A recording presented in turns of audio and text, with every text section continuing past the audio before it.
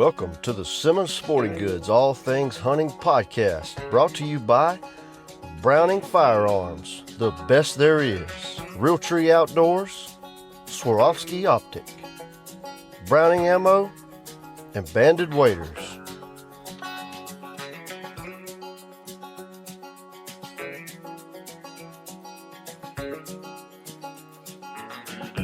Here's your hosts, Caleb Wallace, Cole Barthel, and Kyle Bearfield.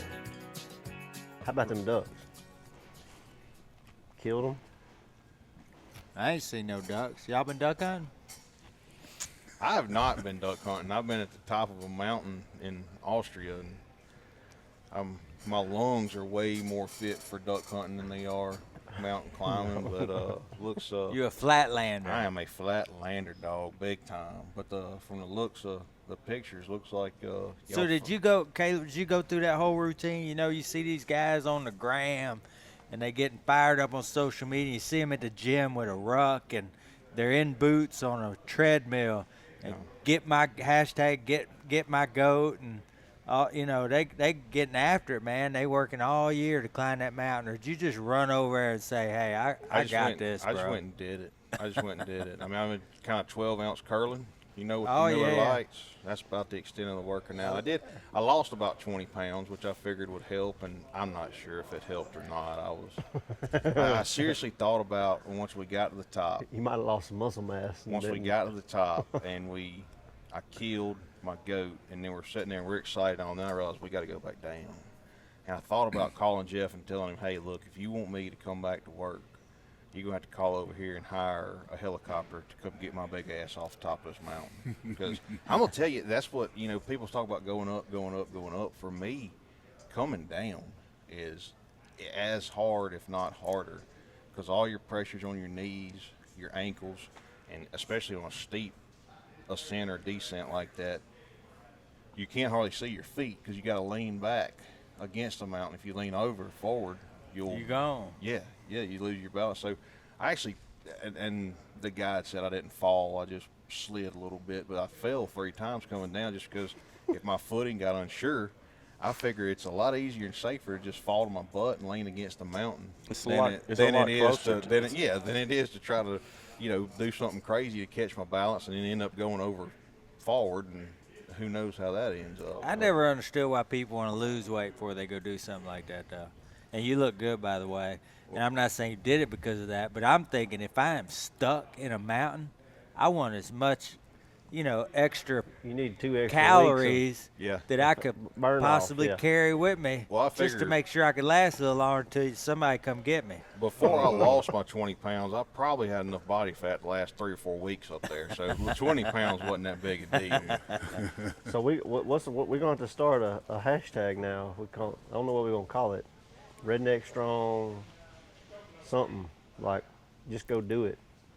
I like it. You don't have to be Yeah. in mountain shape. That's to it. Go, Hey, just go do kill- it. just- That'll be Well, yeah. you know, Nobody's ever Nobody's thought ever of that. done just do Just it. go do it. Yeah, just be do it. That's it. And I mean, you know, in the days prior to that, while we were there, it's not like I laid around and took it easy. We walked all over Munich, the city we flew into in Germany, and drank every different kind of German beer there was. Then So we went they drink it down to- hot over there, right? Or room temperature? You know, it wasn't as cold as ours, but it wasn't room temp. But the beer over there was phenomenal. Really? It's very, very good. It's all on draft. It's all probably 50% alcohol. Maybe, I don't know. But it's really good. No, it is not. It's not ice cold like out of a cooler, but it's colder than room temp. Like I was a little There's worried. something in the water over there that when you, and I learned this when I was in Ireland, that I'm not a big beer drinker, so I'm saying this wrong, but when you drink one down, the cup is supposed to have a film of the foam. Yeah, and it does. But it's not like that here, but over there Right. it does. And it had something to do with the water and the process of making it. Anyway. It was good. Like all the beer we had and the food too. And you know, in Germany, and then we drove the Autobahn down to Austria, stayed in the town of Seefeld, and So how fast did you drive?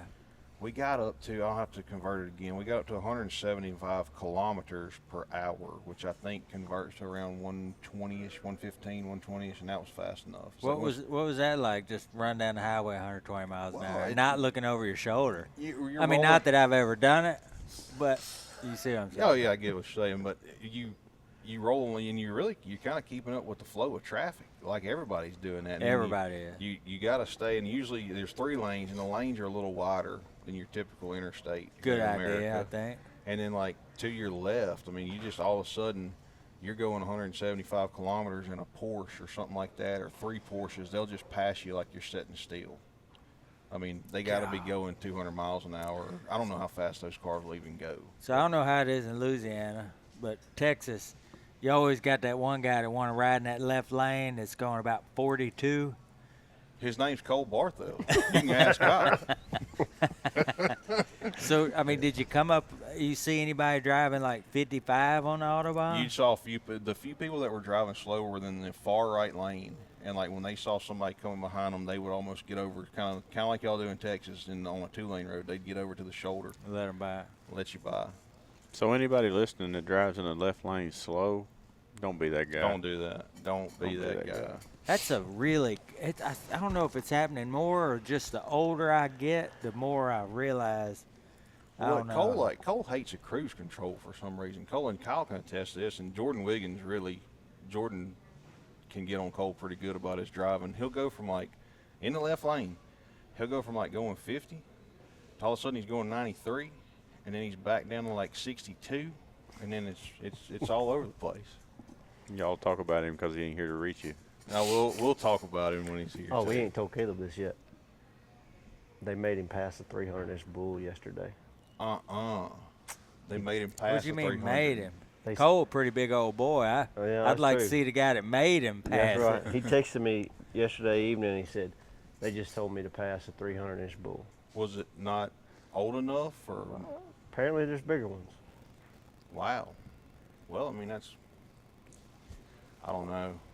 300-inch I bull's was- a big bull. And especially when because he's the kind of hunting he's doing is a lot of like what I was doing over there. You know, when I showed Kyle the footage of our chamois hunt, he said, "You didn't give him very long to, you didn't look at him very long." And I was like, "No, I didn't look at him very long, but I done climbed the top of that mountain. They kind of saw us, got a little spooky, and I wasn't finna chase him no farther. We can ground check him." So while I was saying there, you see a 300-inch bull and you didn't put all that work in, I want to squeeze the trigger and pack it on back to camp. But maybe he'll. He's still after it, though. Maybe he'll get a 350. So to the ducks, yes, we were invited to Mallard Crossing That's with right. Maddie and them, Maddie and Gordon, Wiggins and Gordon Markham. what Matt is that the other Matt one? Laird, yeah. Yep, yep. And man, for me to get to come down here and hang out with these guys, you know, we don't get to just. Well, first of all, we don't ever get to hunt together because we're running in other directions. But I don't get to just go fun hunt very much. So to kind of go with the Realtree crew and these guys, all of us are Realtree guys. But man, it was fun. It was a fun hunt. And yesterday was like a dove shoot. You know, first of all, to get together fishing and just hanging out's awesome. But to get to shoot ducks together yesterday, man, it was pretty nuts. Such a good time. Y'all kill 'em especially- early? Oh yeah, we've Good. done 45 minutes, 8 man, 45 minutes. We could That's have really phenomenal. burned them. If we were just going there to kill, and Yeah. stunting for the gram, like Dion says. Yeah. We could have really burned them. Yeah, But we yeah. were being picky for the camera too. Sure, that's Still right. burned them. Yeah, That's great. that first morning the flight was just unbelievable. I mean, it was just like mosquitoes. They was just everywhere. And I got to say, I give a shout out to Maddie here. Hunting with Maddie Wiggins is pretty entertaining whether you kill or not. Bro, such a good time. He's such a great He's a guy. good time. He He's is. a funny guy. Dennis said it, but he went up to him and told him, "Man, you made for this." Yeah, he's made to be a guy. He is. He's he's 100%. built for it. He was born for it. He's just genetically, he's got it. And you got a good dog? He's got a good Yeah. dog. That is a Oh, hey. hustling dog right Mhm. there. Yeah. Mm-hmm. But yeah, man, it's been fun. So I guess y'all hunted with Hatch, or he has Hatch. new and ready Hatch. Yeah. Yeah. I was hunting with him before. He's a great dog. Yeah. Zip, his little new dog, is. I think he's 10 weeks. I was gonna say I thought he was younger. That's right. He Yeah, just got him. not but he's long ago. already sit. That's like he sit down. We Yeah. threw a duck for him. He run over there and got it. He's doing good too. Yeah, it was a great opportunity for mine to get my new dog out. And it was his first hunt yesterday as well. So for him to see those birds in the air, and there was a big difference from day one to day two. And he made some great leaps and bounds today.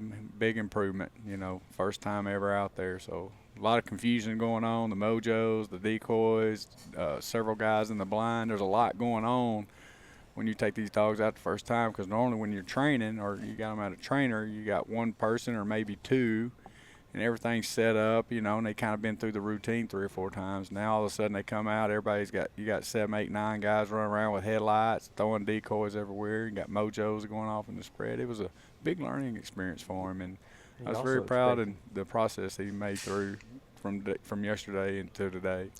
Definitely can be overwhelming for a pup. And you talk about, Dennis, a lot, making that experience good for that dog, so they want to come back and they want to do their job, and that's what I noticed. You talk about the difference in day one, day two. The biggest difference for me, when he showed up day one, he was just kind of like, "Hey, what's up? What's going on?"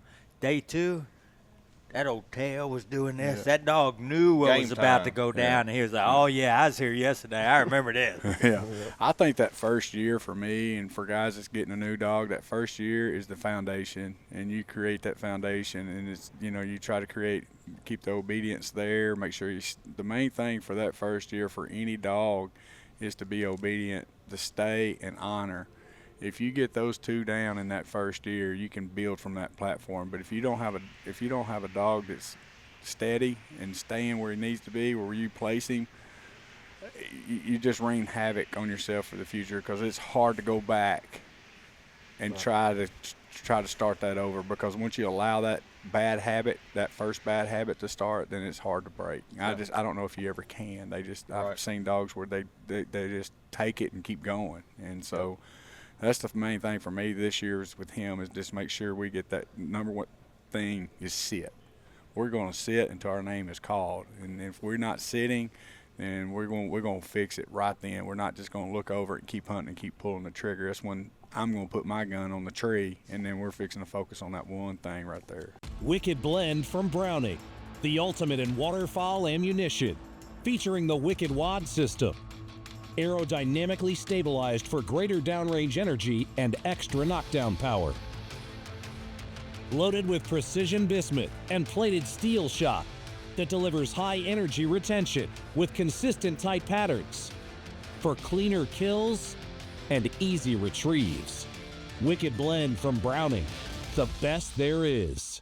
Accuracy and innovation live on in Browning X-Bolt rifles.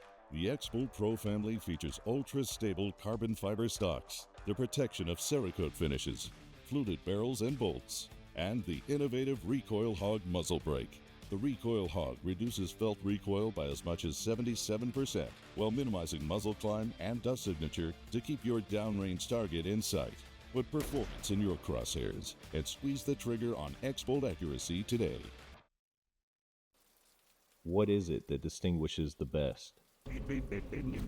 A wanting to defy reason, disrupt industry, and captivate the imagination. To be better, you should look further, dream bigger.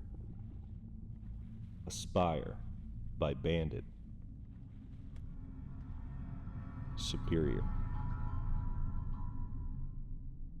I can attest to that because I had a dog and was probably the best duck dog I ever had. It was a yellow lab named Hank, and I got him as a puppy my freshman year of college. And you know about how much time I was thinking about training the dog my freshman year of college. There was other fun things going on, but we hunted him that second year, and I'd kind of trained him myself, and he did really good with the dummies and all that. And as soon as we started hunting, he would break, when we shot.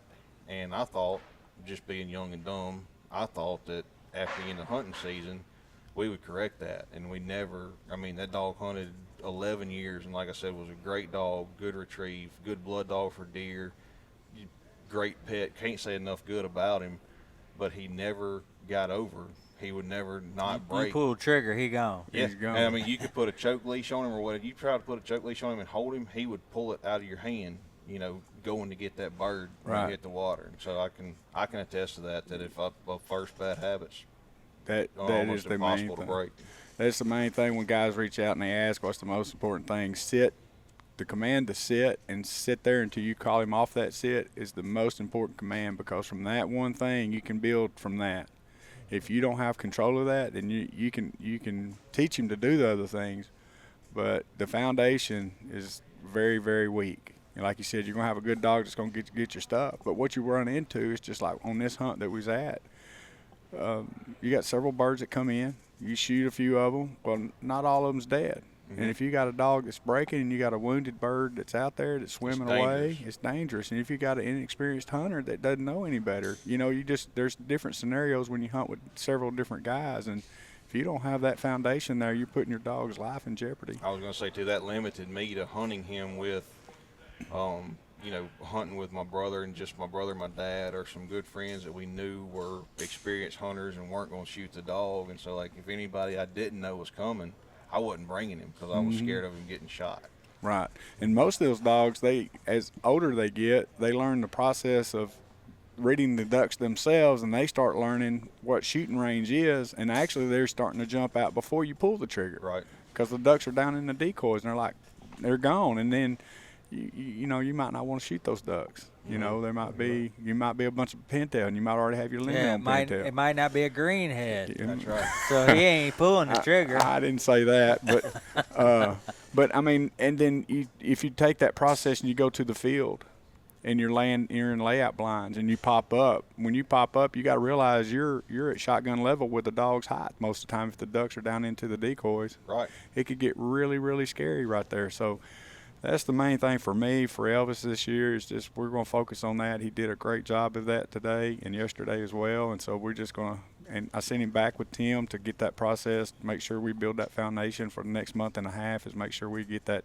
That's the thing that we're going to work on the most, and we'll have that foundation set for him, because we had it with Axel, and he was a pleasure to work with. So, and I think that was the main thing with him. He was quiet, didn't whimper, whine, and he didn't break. And to me, that's the foundation for a good waterfowl dog. Oh yeah, Elvis will do good. He was young but did good. But Yeah. had a lot of ducks in the decoys this morning. Lots. Yeah. Rusty, what do you think one of the main reasons we had so many ducks on us this morning was? I think obviously being a Saturday, Yeah. hey, some folks got real jobs they got to go to, and but on a Saturday, you could tell the shooting. There was a lot more hunters Had around. 'em stirred up. Now I think we were, yesterday before shooting hours it was just black, just droves of them, and today it was nothing like that. But the ducks seem to work better, and I don't know if a day of hunting yesterday, then maybe people going to their spots this morning maybe kicked them Bumped some up up, in the yeah. dark, and they were coming back twos and threesies and trying to get back in that routine. But it was, I don't know, this morning had a complete different feel, even with the temperature. There wasn't much humidity. There was a nice little breeze. It was as comfortable as it gets, right the opposite from last year when felt like 100 degrees. And then the water's been an issue this year. Oh yeah. I mean, we see that at home, in the woods. If you got water, you got ducks on a dry year, and obviously that's the way it is down here. Any water you see is pumped, and it was good. I mean, we Arkansas'd a bunch of them this morning, and it might not be good for Realtree TV, but I mean, in Good my for opinion, the old heart, ain't it? man, I mean, hey, here's the deal: you hid good enough, your hide's good enough. You've done the work. You've got Maddie, y'all had the decoys out and the mojos and everything. And if a duck comes in there and lands him and lands, you have tricked him to the nth degree. You've earned the right to shoot him on the water. So that's what we did. A few of them. Yeah, I agree. water And spotting. Yeah, most of our stuff is water spotting. I mean, it's a If you ask me to choose whether, if it's a sporting chance, if you shoot a duck at 30, 40 yards, or if you shoot him on the water, the deal is if you shoot him at longer distance, you wound him, you take the chance of losing him. Then you take a chance of disrupting your hunt more because you're chasing a wounded bird. Where you got him down in decoys, it's a fast, quick kill. It's an easier retrieve for your dog, and you're set up for the next volley. Next flight. Yeah, and you're out of there earlier too. and you give your place More time to rest. More time to rest, and those later birds come in a little later. They get in there, and maybe those birds will show up earlier the next morning. So you increase your opportunity the next day too. And less shots. I mean, less shots. People don't. It's just crazy. Some people don't even think about. Well, you know, let's just say shooting at a cripple. You may have guys. Can we shoot at these snow geese? Well, first of all, they're 4 treetops high, so no. But second of all, you know, there may be ducks just out of sight. Well, what do you think? People don't realize that when they shoot, it can be 1 time, it can be 5 times. You just runt that group of ducks, right. You know, and that's why we've started shooting smaller gauges, 20 gauges and below, and that try to limit the noise. Yeah, I think less noise is huge. That's just a big deal, and so from the noise of a smaller gauge to the noise of absolutely no shooting, I mean, it's huge in pressuring ducks and keeping it good. So right. You don't think about it when you're shooting at ducks, but then you think about it when you're working ducks and somebody else shoots. Absolutely. Yeah, that's what they're doing every time you shoot. That's what I joke around and tell people. Like, our shots don't scare ducks. Everybody around us, theirs do. So, yeah. Right. That's right. I tell you, on public ground, that's very common. You know, you're working a group and you almost got them in, or you think they're coming in, they're right there at the top of the hole, and they're fixing to just drop that butt and come on down in, and then their neighbor, boom, boom, boom, boom, boom, boom. Or you get that one single shot. That's the one that hurts your feelings. Yeah, that one single shot. We normally, and what we try to do, if we do have that single to come in, and we do see our neighbors working, you know, we try to give them every opportunity. You know, if we're close to getting our limit, we're 1 or 2 away, and if he gets up, we'll pop him. But and so we can go ahead and get out of their way. And if not, if we're on a struggle bus and they're just killing them, and they're working a big group in, and we might just let it slide, especially if it's, you know, a teal or something. You know, mallards might be a little different. It's kind of hard to let them go, but we wait till the very last minute. Yeah. One thing you talk about, go ahead and getting out of their way. When I think about that, I think about it in the terms of pressuring the ducks, killing your ducks and leaving. Mm-hmm. And a lot of people don't understand how important that is for the next day's hunt, for your next week's hunt, for even somebody 100 miles south of you's hunt when those ducks continue on down a little bit. You know, most people don't think about killing their ducks. They want to sit there till 11 o'clock and cherry pick, but they may be hurting themselves their next few hunts. They're hurting them. And Rusty, right. They talk about that a lot too. That don't pressure areas, or you need rest areas around, even on public property. I mean, there's rest areas around the places y'all hunt that nobody can hunt, and then we've got designated rest areas, and it just, I don't know, you know, the quicker you get in and out now, there's a balance there for us. We want to let that big wad early set down and get in the woods, because that's your insurance, that's your nest egg for the next day.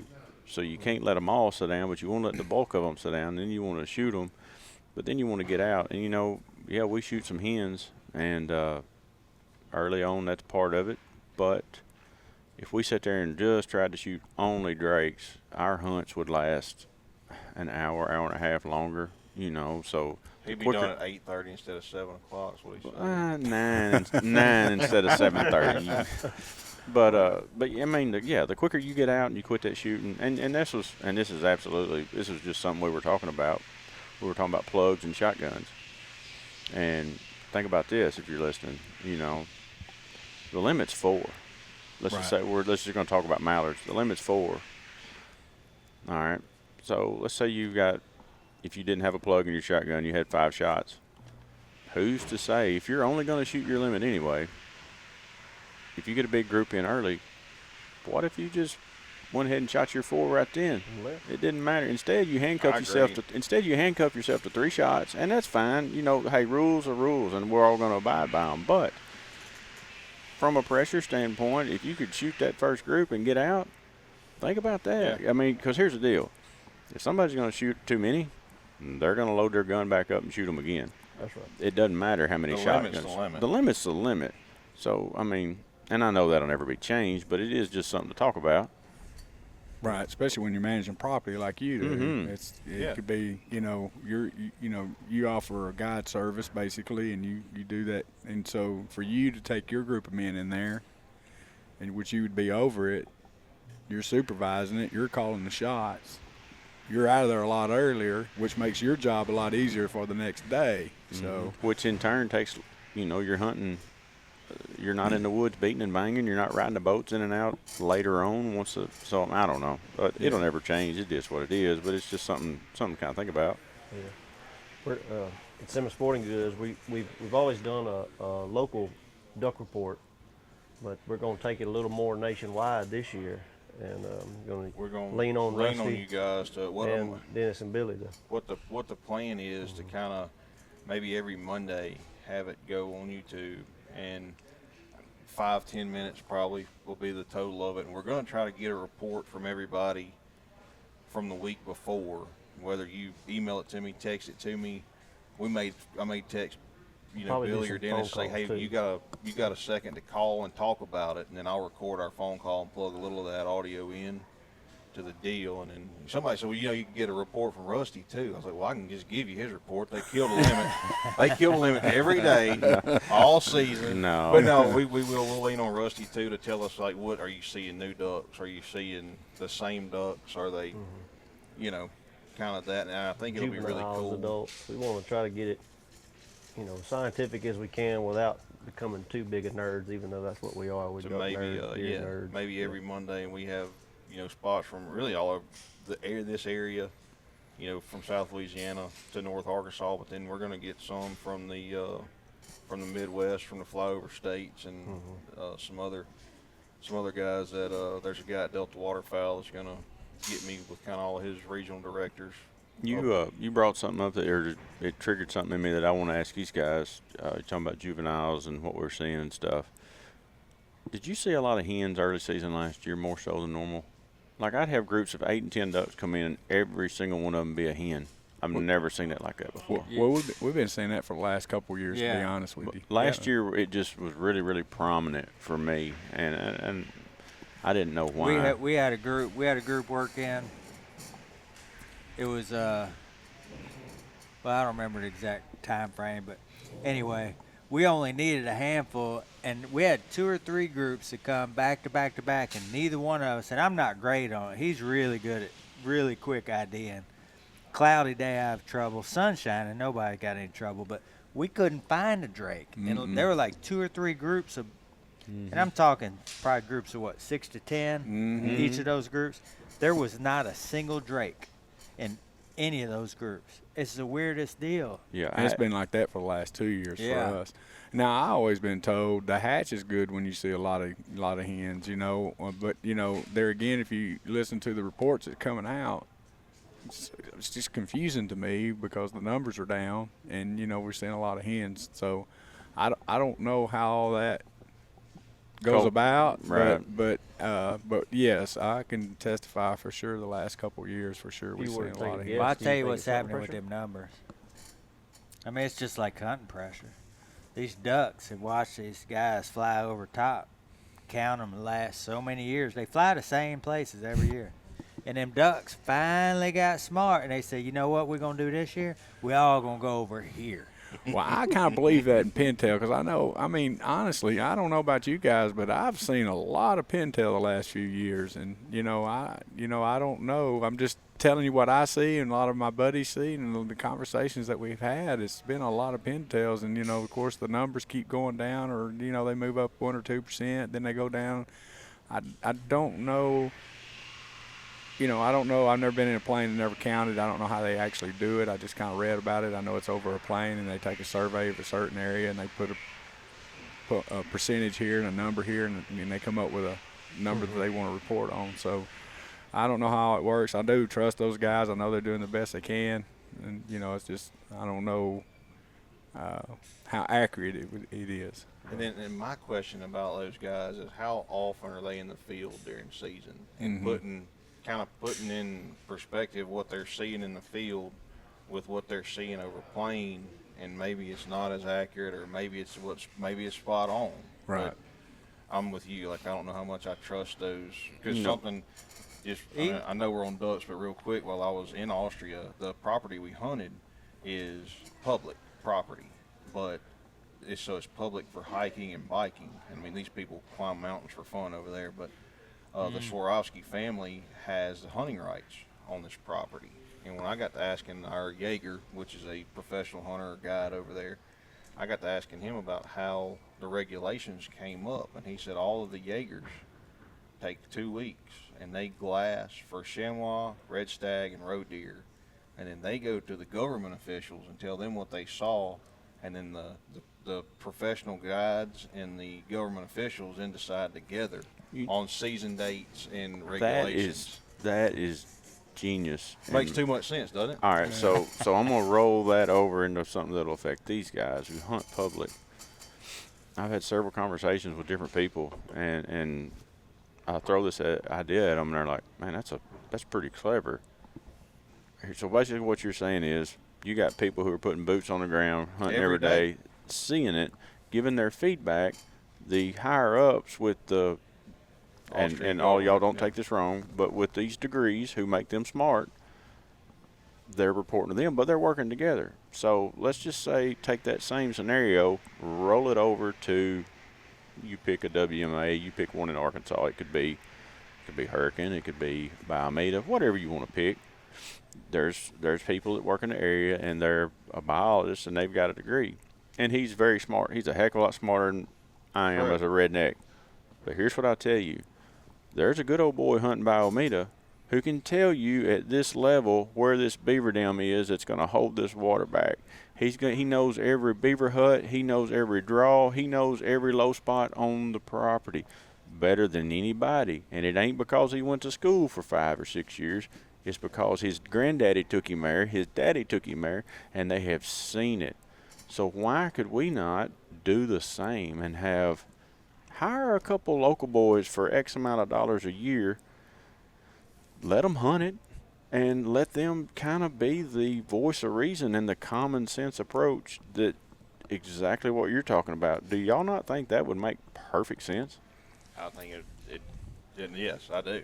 I mean, when he said that, I was like, I can't wait to get home and share that with my friends that are in the hunting industry that are, professional hunters or guides or videographers or whatever that, you look at these regulations, you're like, one pintail, well, that makes no sense. Just what got me on the subject is like, because the past 2 years, we've had to be very, very careful in the blind just because they're tornadoing us. So, everybody kills their one pintail, they got it on their strap, and then you get a group of ducks in, you see a pintail in the mix, you just, whoa, hold up, we won't even shoot these because there's pintail in the mix or whatever. But my situation even, I got 2 years of college and a high school degree. It doesn't, but that piece of property that I have grown up on my whole life, my uncle, my dad, my brother, they have took me over that piece of property.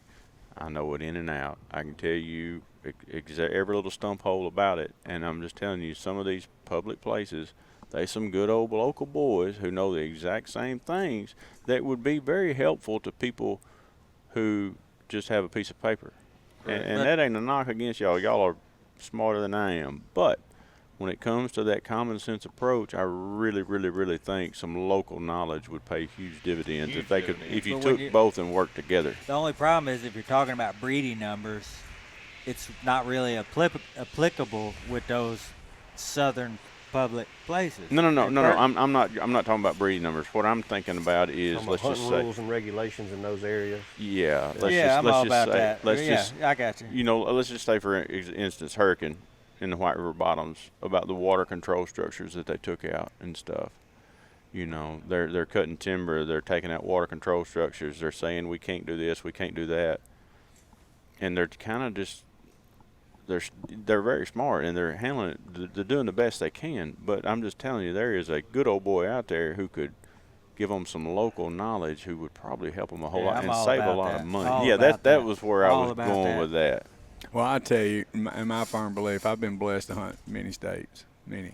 I mean, it doesn't matter what flyway it is, I've been there. I'm going to tell you right now, Arkansas by far has the best public land waterfowl management program, which they advertise it. So I'm not trying to, so the Arkansas guy don't get mad at me. If you call in to their AGF, the first thing they tell you is how great their state is about waterfowl hunting. So I'm not advertising for them. I'm just telling you those guys and a lot of local guys said, no, it's not true. They're fussing at the guys who works those WMAs. And I said, I promise you this. And I tell all the locals, you can leave this state and you can go hunt another state, and I want you to spend the season somewhere in another state. You'll be begging to get your butt back into Arkansas because the waterfowl program they got, the rest areas that they have, it's unbelievable what they do to compare to any other state. Oh, yeah, for sure. There's efforts in other states. There really is. We got it in Texas. There's an effort there in some areas. But you can drive from the north end to the south end of Arkansas, and there's a waterfowl management program somewhere. Other states could certainly benefit from looking at some of the stuff they're doing, like you're talking about, but they need to stay away from their regulations. Yeah. There are several states that we've spoken to game wardens in, and they talking about, hey, we're thinking about doing this and this and this, like Arkansas is, and that they just need to stay away from all that. Well, last thing we need. And I'm with you, Rusty, getting that guy that's boots on the ground involved with some of that decision-making processes. But the last thing any of us need in this world today are more regulations. More government. Well, I think sometimes Arkansas creates regulations over feelings, and regulations should be over safety, and that's it. I think the 30 days, we're only allowed out-of-state guys are there. I think that's a regulation over feelings. There's no safety in that regulation whatsoever. And the problem is, as I see with it, okay, you can say, well, it's because you're an out-of-state guy, and you can say that. But what you're really hurting is you're hurting our next generation. And you think about how busy our young generation is. If you take our 18 to 34-year-old, number one, he's either in college or he's starting a young family. We got to go from there. How hard is it for him to hit the road to begin with? It's very hard. And then when you start placing management and then you land those 10 days on the holidays, how's he going to get away? And if he's a kid that's going to school, you think mama's not going to be mad at him if he's not home for Thanksgiving or Christmas? You're taking an opportunity away from our younger generation. And right now our industry's shrinking. And you know, if you're a Simmons store, the thing you want to see is you want to see this industry grow.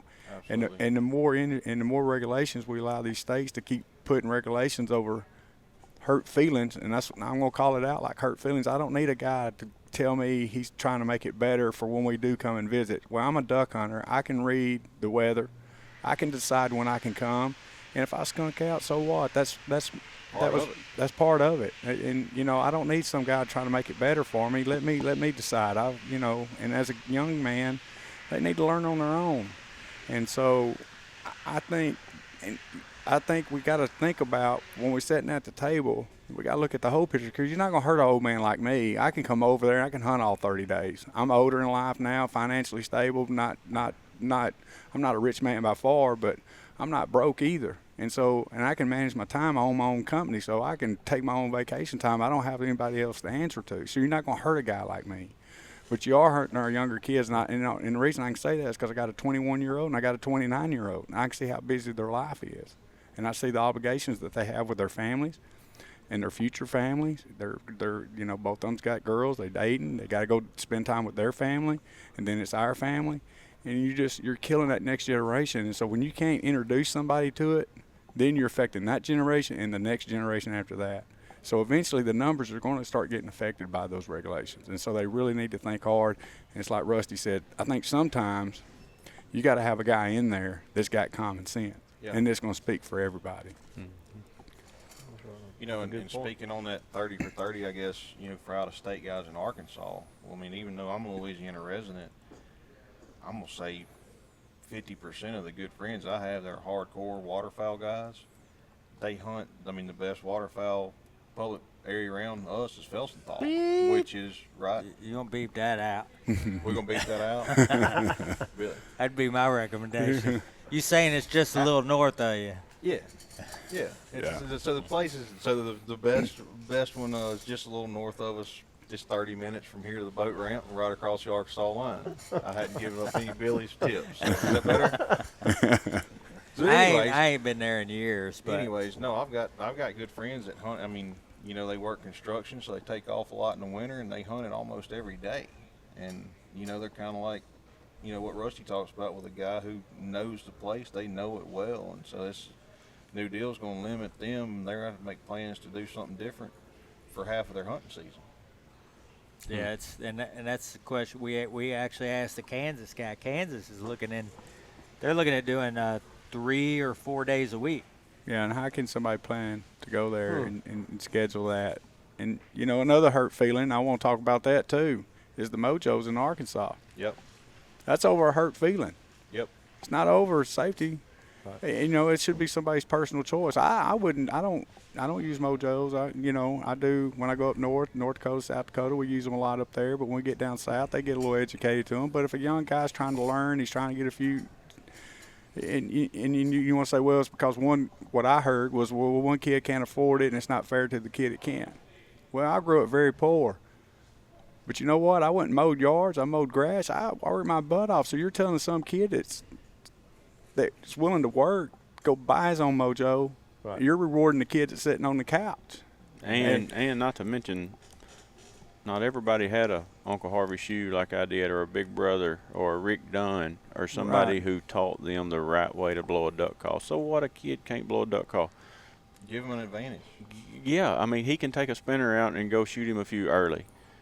I mean, is that his fault he didn't have a teacher? No. Is that really why they don't let you? That ain't why they don't. Yeah, that's what I heard. That is not why they don't let you use I'm mojos telling on you. public. From what I've always heard is just because of the early ducks, and that's when except obviously it changes day to day. I've seen them flare off of them early, but in my opinion, that's why a kid can kill him a few early. Maybe he ain't a great duck caller. That ain't his fault, man. Well, you got a private spot right next to a public spot.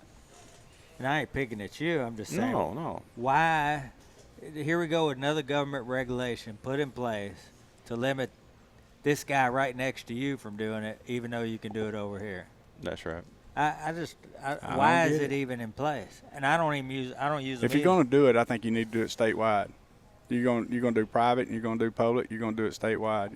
You know what I mean? Right. But you're doing it for some reason on public because it's to me it's a hurt feeling. Does it affect your life, Kyle? If I use a mojo, no. Does it hurt you? No. Boat racing is a good regulation because that's that right there. Safety. It's safety. You get somebody killed, right. And that's the regulations that we need to look at, not these other ones. And you talking about Kansas? For Kansas, you can use a mojo. Missouri, you can use a mojo. Them birds may be in Missouri this morning and Arkansas this afternoon. They gonna see it somewhere. What you think you Louisiana, doing? you can use a mojo. Yeah. Like so what are you doing in Arkansas? Right. What are you doing? You saving a bird? Yeah, I don't get that either. When we did that a few years ago, I say a few, it's been a minute. It's been over 13, 14 years ago. Arkansas, you couldn't use mojo statewide. But it almost like you put the whole, I ain't gonna say you put the whole state at a disadvantage, but you kind of do on some people. Because again, man, everybody didn't grow up doing this. And so what you want to do, you want to push people out or you want people to come in? You know, and I mean, we're all in the industry. We want to see more hunters, you know. So I don't know. There's got to be a balance there somewhere. I just think, and you know, when we talk about everybody's in this thing as a family, right? And I don't care what brand you represent, really, you know. And you got everybody waves a different flag, but you know, you got to get these brands together too. They got to start pushing to grow these industries. They got to start getting more involved. In, hey, if you're going to sell outdoor gear for the waterfowl community, you got to get more involved. And you're selling on a national level, you got to get more involved in saying, hey, you know, we got to come together instead of just worrying about sales. We got to worry about the same team. We're all on the same team. We got to worry about the recruitment. We got to get these young guys out there, and we got to have more input on some of these regulations that's coming in because they really are affecting us. I think they're shrinking the numbers. And look, the left is looking in over here. They love it. They like, hey, these guys are killing themselves. We ain't got to do nothing. We just sit over here and drink sweet tea, sit in the stands and watch it. And that's what we're creating. And so we got to start changing it around some a little bit. They're already against us as it is without us fighting amongst ourselves. Here comes Jeff Deere from Pennsylvania last year. Hey, hang tight real quick. Let me see that. This is Jeff's little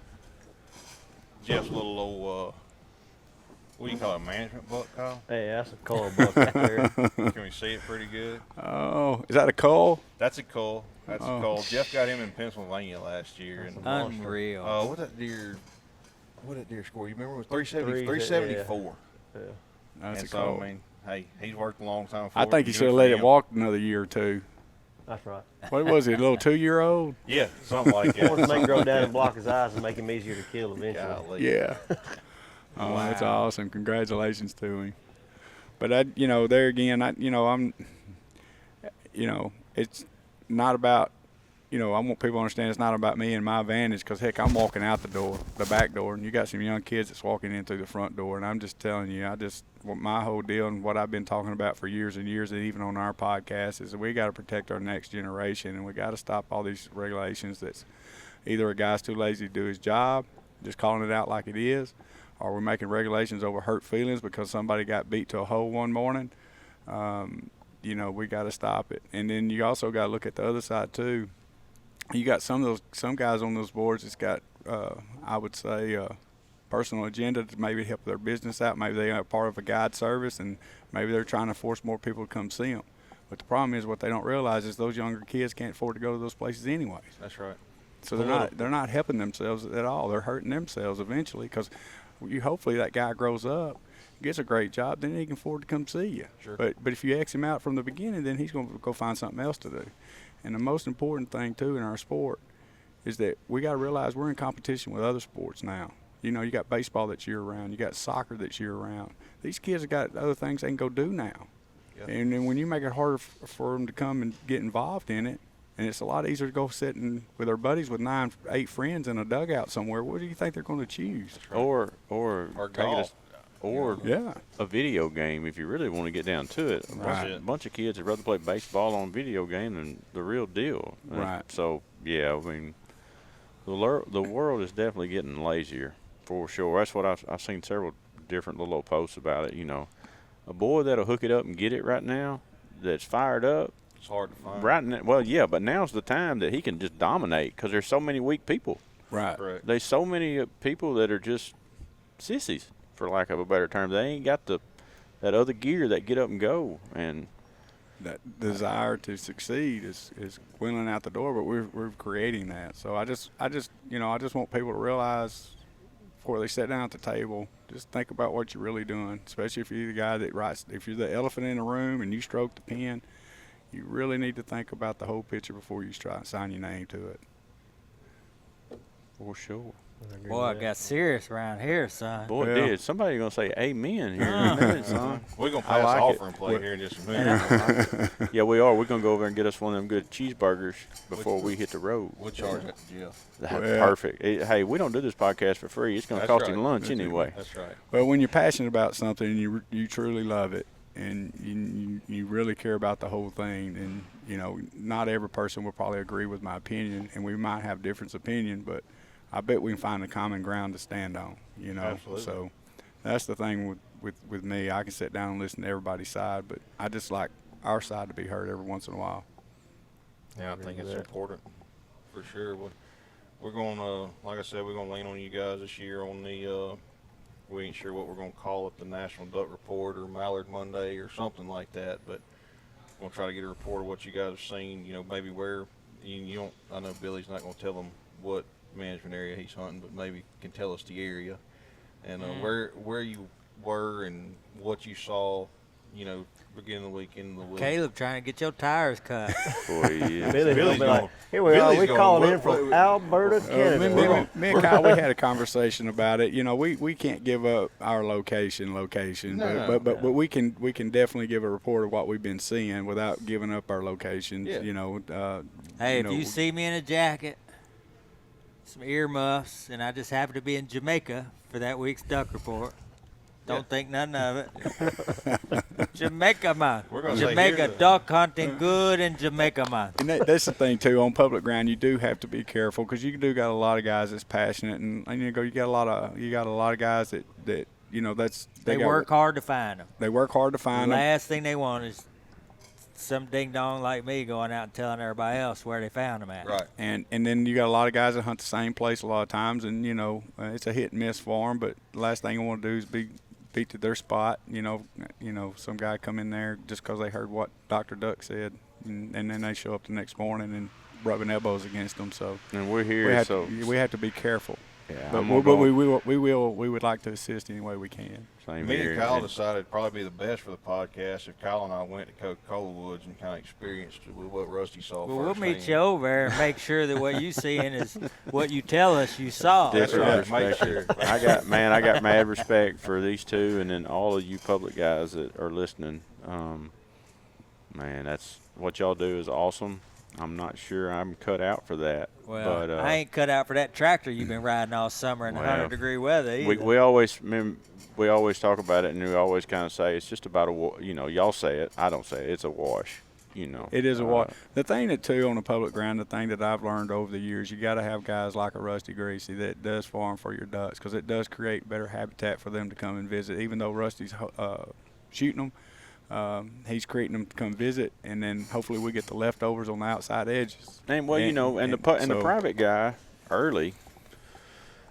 Rivers ain't gonna be up if nothing changes, especially come season first split in Arkansas. If it's like it was last year, it's gonna be dry. So if you don't have water around that Halloween, that first week of November, you're gonna miss that first push of ducks. So it's private landowners who pump that stop those ducks, keep them in the area, let them build, and then when the rivers come up, I mean, I can show you on footage. When it comes to 2 or 3 inch rain and those rivers get out, every day is just a little bit worse, worse. And then y'all start shooting them, and then y'all start leaning on them, and then we start catching them back again. But there's a 4 or 5 days there to where you can tell you're losing your ducks. But there ain't nothing you can do. They've had their butt shot. They're going to fresh food, fresh water, and that's just the nature of the beast. But yes, private landowners definitely help hold them and catch those early ducks, and that sets a tone for the rest of the season. And that's why we always talk about the same team. We're all in it together, and it's one side's not better than the other, and it's not harder from the other, easier. It's everybody on the same team, and I appreciate guys like Rusty who shares his knowledge with the public about how to manage for the ducks, grow, get that habitat to grow. And like I said, it does make it better for us on public ground, because if he's holding ducks, then it gives us an opportunity to hunt around him and have some success. So that's why I always say we're on the same team. We'll be on your fence line, opening down. Yeah, where that purple paint is, we'll be leaning right up against it. That's awesome. Oh, yeah, we'll just put a tree bag on that tree right there where it's got the purple paint, and we'll wave at you. That'll work. Good times. Well, thank you, fellas. Thank y'all for Appreciate having y'all us. being here, and safe travels home, and hopefully I get to make a hunt sometime this year if Rusty come back down during the Arkansas split, or you guys come, and we'll do it again. I hope Love so. to share the time. Appreciate all you guys do. Yes, sir. Thank you. Absolutely. Thank y'all. Appreciate y'all. Wicked Blend from Browning, the ultimate in waterfowl ammunition, featuring the Wicked Wad system. Aerodynamically stabilized for greater downrange energy and extra knockdown power. Loaded with precision bismuth and plated steel shot that delivers high energy retention with consistent tight patterns for cleaner kills and easy retrieves. Wicked Blend from Browning, the best there is.